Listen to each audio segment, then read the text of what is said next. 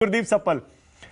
गुरदीप, अब ये मीटिंग तो हो गई, लेकिन मीटिंग में कोई ठोस नतीजा तो निकला नहीं। आप खुद वहां प्रेस कॉन्फ्रेंस में थे, उस मीटिंग में भी थे। नतीजा कुछ निकला नहीं, सिर्फ इन प्रिंसिपल बुनियादी तौर पर हम साथ लड़ेंगे, हम सब साथ हैं, और बीजेपी को कोसने के अलावा और तो कुछ हुआ नहीं इसमें। अगली बैठक शिमला में होगी। बात आगे कब बढ़ेगी? कुछ कॉन्क्रीट, कुछ ठोस कब निकलेगा? गुरदीप,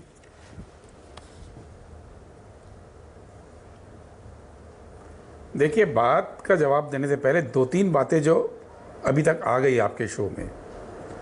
आपने बहुत डिटेल में बातें बताई कि कितनी बीजेपी पे सीटें, कितने परसेंटेज वोट बीजेपी को आया, हमारे जो सहयोगी दल हैं वो कहाँ राज कर रहे हैं।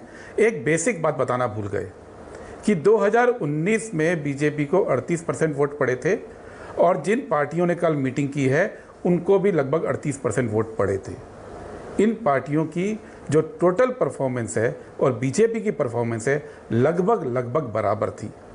और इन 4 सालों के अंदर इस देश में केवल अरिथमेटिक की बात नहीं होती है जो बीजेपी कहती है, इस देश में जो साइकोलॉजी है आम वोटर की, उस पे जो बीजेपी की नीतियों का असर है वो भी आपको आने वाले दिनों में दिखेगा। हम जहां 38% पे थे उससे आगे बढ़ेंगे, और बीजेपी जहां 38% से थी उससे पीछे हटेगी। इस बात को कोई नहीं नकार सकता। दूसरी बात, बड़ी इंटरेस्टिंग बात एक हुई कि राहुल गांधी जी की पॉपुलैरिटी कांग्रेस की पॉपुलैरिटी से कम है। ये बात समझ में आने वाली नहीं है कि कांग्रेस का कोई वोटर आज की तारीख में ऐसा नहीं है जो कि राहुल गांधी जी को नापसंद करता हो और कांग्रेस को वोट देता हो। कांग्रेस और कांग्रेस की लीडरशिप एक ही बात है। इस डेफिनेशन को मैं सिरे से खारिज करता हूं। अब आपने बात बोली कि कल कुछ हुआ नहीं। 15 पार्टीज 4.5 घंटे बैठकर बात की। 4.5 घंटे में क्या हुआ ये इस देश के गृह मंत्री को भी नहीं पता लगा, तो वो इधर उधर की बातें कर रहे हैं, और वो बातें कही जा रही हैं, और आपके स्क्रीन पे भी वो बात कही जा रही है जो कि कल थी नहीं। कि लालू जी ने कोई बात बोली उसका ये मतलब निकलेगा। सिर्फ एक शेर सुना देता हूं कि वो बात सारे फसाने में जिसका जिक्र ना था, वो बात उनको बहुत नागवार गुजरी। तो बीजेपी को ये बात बहुत नागवार गुजर रही है जो कल हुई नहीं, और जो कल हुई वो पूरे इस देश के बीजेपी के तंत्र को, तमाम मीडिया को, पूरी इंटेलिजेंस एजेंसीज को मालूम नहीं पड़ी। वो मैं आपको बता रहा हूं।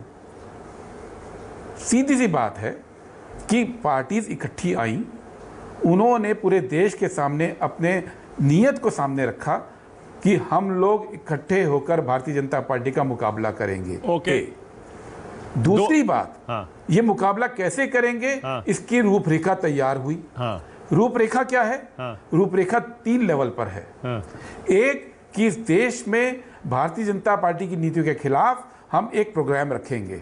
उस प्रोग्राम को कल की मीटिंग में तो डेवलप नहीं किया जा सकता था, उसके लिए एक लंबी प्रक्रिया है जो कल शुरुआत हुई। दूसरी बात, इस देश में भारतीय जनता पार्टी की नीतियों में क्या गलत है और हम क्या करने जा रहे हैं, इसको लेकर पूरे देश में एक नैरेटिव बनाने की बात है। सारे विपक्षी दल मिलकर मैदान में उतरेंगे और अगले महीने से ही उतरेंगे। ये बात कोई छोटी बात तय नहीं हुई। और तीसरी बात जो तय होनी है वो ये कि सीट बाय सीट एडजस्टमेंट क्या होगा।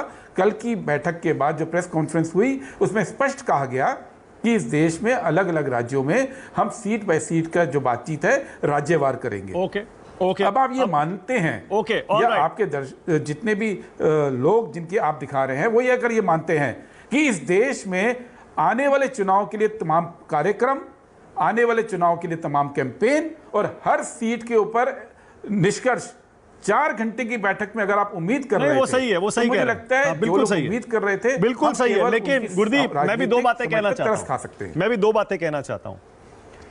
एक तो आपने कहा कि बड़ी अच्छी मीटिंग हुई, सारी पार्टियां आई। अरे भाई, एक तरफ प्रेस कॉन्फ्रेंस चल रही थी, दूसरी तरफ अरविंद केजरीवाल बैठक से निकलकर सीधा एयरपोर्ट चले गए। इधर प्रेस कॉन्फ्रेंस चल रही है, उधर उनका स्टेटमेंट आ गया कि हम तो इस गठबंधन में शामिल नहीं होंगे अगर कांग्रेस पार्टी ने हमें सपोर्ट नहीं किया। और दूसरा, राहुल गांधी पर आप जो लालू यादव के बयान को आप कह रहे हैं कि इसको ज्यादा तवज्जो नहीं देनी चाहिए, मुझे लगा आप खुश होंगे। आपके नेता को पीएम पद का उम्मीदवार बताया जा रहा है, आपको तो खुश होना चाहिए था।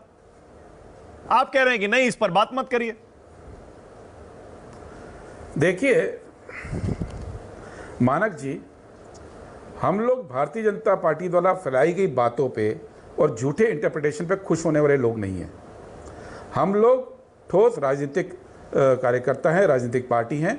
राजनीतिक बात यह है कि इस विपक्षी एकता की पहल कांग्रेस के अध्यक्ष मल्लिकार्जुन खड़गे जी के घर हुई बैठक से हुई, जिसमें राहुल गांधी जी थे, नीतीश कुमार जी थे, तेजस्वी यादव जी थे, और उस पहल ने कल एक पूरा रूप लिया। हम उस बात को जानते हैं। दूसरी बात, अरविंद केजरीवाल जी की बात जहाँ तक आई, कल की बैठक स्पष्ट रूप से उन पार्टीज की बैठक थी जो 2024 में भारतीय जनता पार्टी को हराना चाहते हैं। अगर अरविंद केजरीवाल जी अपने एजेंडा को ऊपर रखकर और इस मुख्य एजेंडा को से अलग हटते हैं तो ये उनका राजनीतिक फैसला है।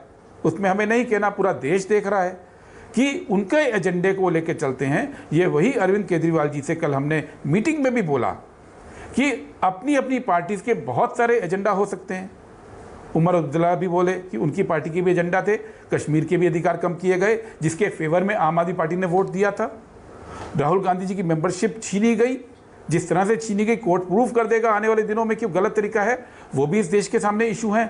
और बहुत सारे इश्यूज हैं अलग अलग पार्टीज के, कहीं पे ईडी का यूज हो रहा है, कहीं पे सीबीआई का यूज हो रहा है। ओके, ऑलराइट, मैं समझ गया। रीना गुप्ता मुझे पता है जवाब देना चाहती है, लेकिन पहले के शर्मा, क्योंकि आरजेडी और कांग्रेस के प्रवक्ता बोल चुके हैं